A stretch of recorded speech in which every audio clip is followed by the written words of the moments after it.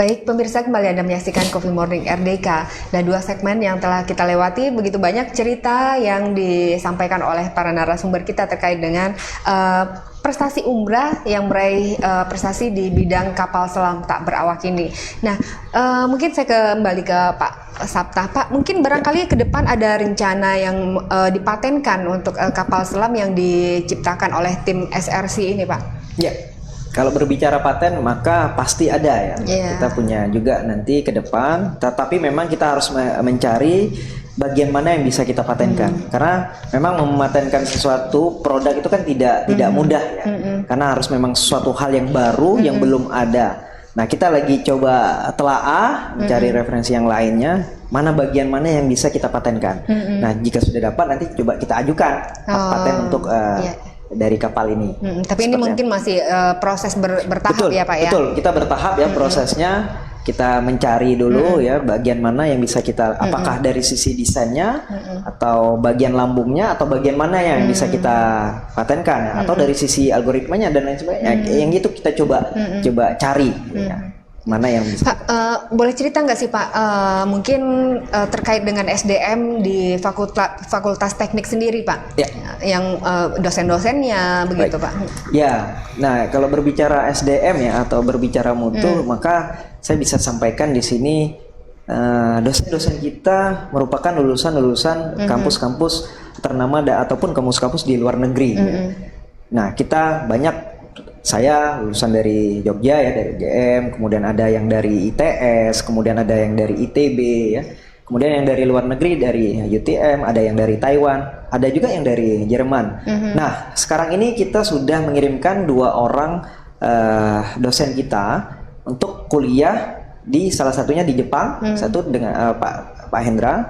Kemudian satu lagi Bu Niken saat ini berada di Inggris. Ya, jadi beliau berdua mengambil S3 di Jepang dan di Inggris. Kemudian ada lagi dosen kita yang mengambil S3 di Unsri. Kemudian ada yang mengambil saat ini mengambil di ITB. Nah, itu memang SDM kita ini beragam-ragam ya, dari kampus-kampus besar yang ada di Pulau Jawa di Indonesia ini. Jadi kita tergabung di dalam ini yang kita berkontribusi bagaimana caranya umrah bisa bangkit ke depan. Nah, ini mungkin berarti nanti para dosen yang sedang kuliah di luar negeri nanti ditarik kembali ke umrah pasti, gitu ya Pak? Karena memang mereka kan sudah menjadi dosen kita ya, dosen tetap. Maka mereka kuliah itu kan menjadi kewajiban ya, sampai jenjang S3 menjadi kewajiban mereka. Mereka kuliah di sana, belajar, menggali ilmu, menggali potensi dan mencari relasi ya sebanyak-banyaknya. Kemudian relasi itulah. Nah, sebelumnya saya bisa ceritakan Mbak Dewi, kita sudah pernah kedatangan mahasiswa asing ya dari Prancis dari tahun 2018, 17, 18, 19. Nah, namun di 2020 dan 2021 ini karena masa pandemi, mereka tidak bisa mengirimkan mahasiswa yang Prancis ini. Jadi dulu di tahun 2017 kita kedatangan 1 orang mahasiswa Prancis yang kuliah 1 semester di Fakultas Teknik. Ya, jadi dulu dia cerita di Prancis kan nggak ada hujan nih. Jadi pas saat berada di Tanjung Pinang, dia lihat hujan, dia seneng, pengen mandi hujan terus. Dia cerita gitu ya. Jadi itu salah satunya. Jadi mereka juga yang menemani ya, menemani pergi-pergi berwisata dan lain sebagainya. Jadi mereka kuliah. Ya kemudian tahun berikutnya ya 2018, 2019 3 orang mahasiswa Prancis magang di kampus kita, di lab kita ya. Jadi mereka sharing ilmu dengan mahasiswa-mahasiswa kita. Jadi itu yang suatu kok mau ya gitu kan, mahasiswa asing, mahasiswa Prancis kok mau kuliah di umrah gitu kan.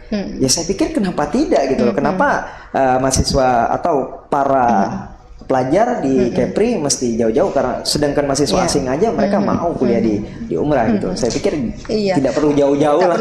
Ya, ada Fakultas Teknik, ada umrah di sini yang bisa mengakomodir adik-adik mahasiswa, karena tujuannya memang kita mengakomodir semua masyarakat Kepri ya untuk bergabung di umrah tentunya. Iya, mungkin ini juga untuk pemirsa yang saat ini berencana berkuliah di luar daerah. Nah, umrah ini salah satu pilihan Pak ya, karena kita sudah selalu upgrade ke yang lebih baik begitu Pak ya.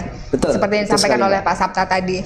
Baik Pak, mungkin boleh cerita nggak sih Pak, lulusan-lulusan dari Fakultas Teknik ini terserap ke bidang kerja apa Pak, selain daripada mengajar begitu Pak? kalau berbicara alumni, maka kita sudah banyak meluluskan alumni-alumni kita ya. Jadi ada yang bekerja di industri ya, baik itu industri perkapalan di Batam, di Jakarta, di Kalimantan dan lain sebagainya. Kemudian ada yang di bidang elektro yang di Schneider, ada yang di oil and gas. Satu mahasiswa saya yang sekarang berada di Oman juga ada gitu kan sebagai konsultan ya di luar negeri. Kemudian ada yang juga berwirausaha, yang berwirausaha membuat startup dan lain sebagainya. Nah, yang terakhir ini saya mendapatkan informasi ada satu orang mahasiswa saya yang saat ini sedang berkuliah S3 di Korea Selatan. Ya, jadi sudah selesai S2-nya di Korea, kemudian melanjutkan kembali S3 di Korea. Dan saya sudah menghubungi beliau, saya sampaikan jika sudah selesai hubungin saya, maka kembalilah ke umrah untuk mengabdi ke umrah. Gitu. Pak, iya benar sekali, kembali ke negeri kita Pak ya. Tapi Betul, mungkin betul. Jangan sampai barangkali godaan dari luar Insya Allah mengalahkan enggak, Mbak. Jadi umrah kita, Pak. ya betul. Itu memang menjadi ketakutan kita. Tetapi memang dari awal mahasiswa kita dulunya ya alumni ini sudah berkomitmen. Insya Allah Pak, kami akan balik kembali ya, membangun negeri membangun kita ya, Pak, ya. Kepri karena memang asli orang Kepri ya. Jadi kemana lagi yang bisa dilakukan ya? Sungguh itu yang menjadi keinginan saya. Jadi kalau bisa tenaga pengajarnya memang dari masyarakat Kepri ya. Dia bolehlah berkuliah di luar negeri tapi baliknya harus bangun Kepri ini gitu. Kepri Karena kalau bukan orang Kepri, siapa lagi yang akan membangun Kepri kita tercinta ini, Mbak? Ya. Baik. Nah, saya juga pengen dengar nih dari Fajri dan Aldi. Barangkali ini setelah selesai lulus dari umrah, barangkali punya rencana seperti apa nih? Nah, kalau saya pribadi setelah dari umrah itu saya ada keinginan untuk membuat startup.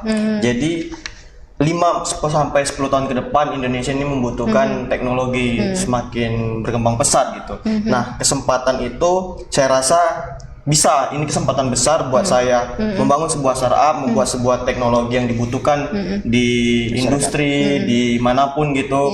Nah, itu sekarang kemungkinan besar itu sangat baik untuk saya terjun ke dalam situ gitu.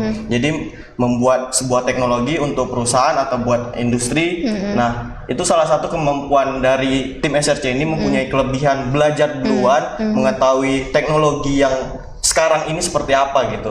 Nah, itu tidak semua mahasiswa maksudnya itu mau gitu mendalami itu, sehingga kami itu mempunyai kemampuan juga komitmen gitu bahwa teknologi ini sebenarnya banyak gitu, banyak dan bisa kita kembangkan terus gitu. Jadi bahkan saya baru turun ke desa, desa itu sebenarnya banyak membutuhkan sebuah teknologi gitu. Nah, teknologi itu bisa kami buat, bisa kami terapkan di desa tersebut gitu. Nah, itu juga membangun Kepri ke depannya gitu. Seperti itu. Baik. Nah, kalau Aldi sendiri apakah saat ini mahasiswa terakhir juga? Wah, Aldi ini masih muda. Oh, sorry, maaf. Jadi masih panjang perjalanan. Masih panjang ya, Pak ya. Mungkin barangkali tapi meskipun sudah panjang dan tadi Pak Saptam ceritakan dia mau sendiri, berkeinginan sendiri masuk di tim SRC ini. Mungkin boleh cerita juga barangkali kita kan sudah punya dream mapping seperti itu ya, Pak ya. Betul. Apa yang akan dilakukan nanti setelah selesai?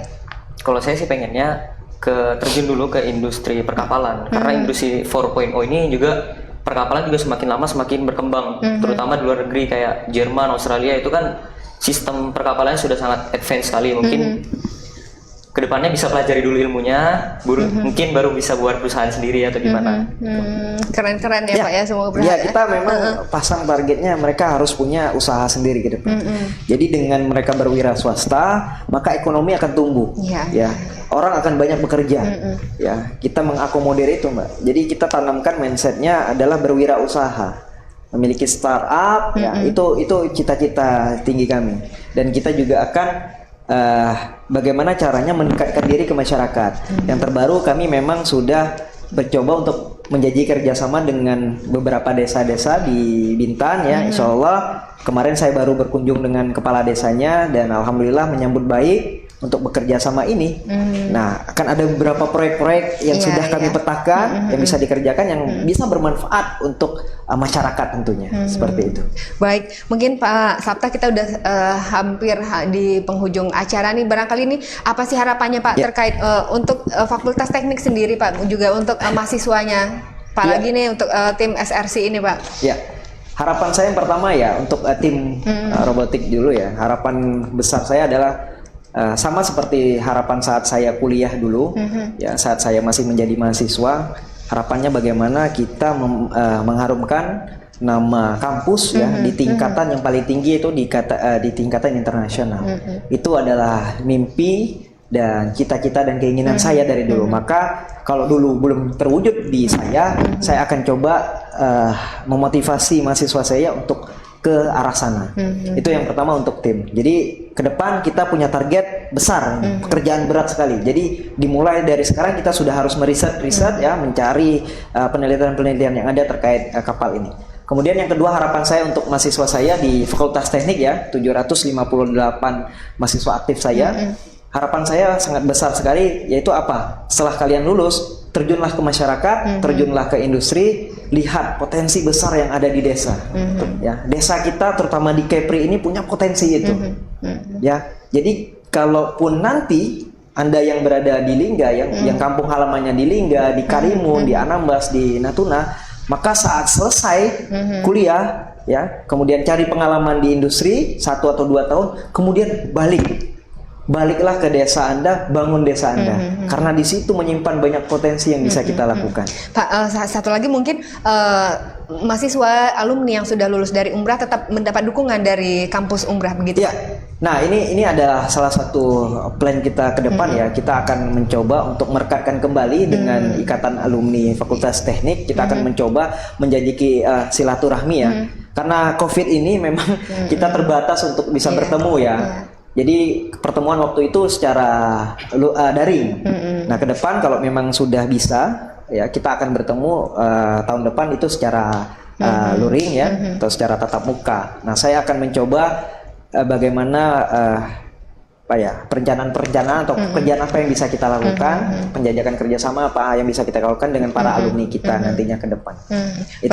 Baik Pak Sapta. Nah, pemirsa, mungkin kita juga ingin mendengar dari Fazri dan Aldi seperti apa nih harapannya ke depan untuk kampus Umrah sendiri, Fakultas Teknik maupun untuk tim robotik sendiri. Nah, harapan saya tentunya dengan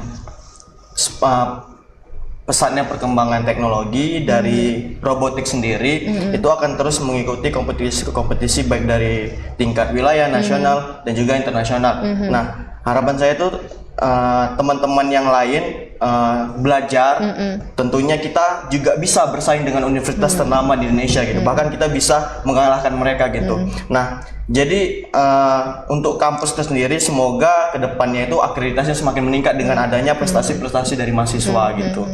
Baik, Aldi mungkin barangkali ingin menambahkan? Kalau saya mungkin untuk yang Fakultas Tekniknya, saya harap sih kedepannya memang semakin maju lagi, mulai dari fasilitasnya, sehingga mahasiswa itu bisa menerapkan apa yang dia pengen buat gitu, misalnya sebagai seorang mahasiswa. Dan untuk yang robotik semakin banyak berprestasi lah di tingkat nasional maupun internasional.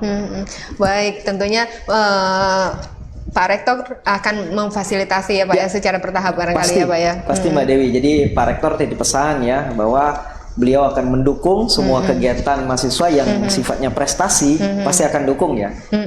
Saat ini Pak Rektor sudah menyiapkan insentif untuk para tim yang juara.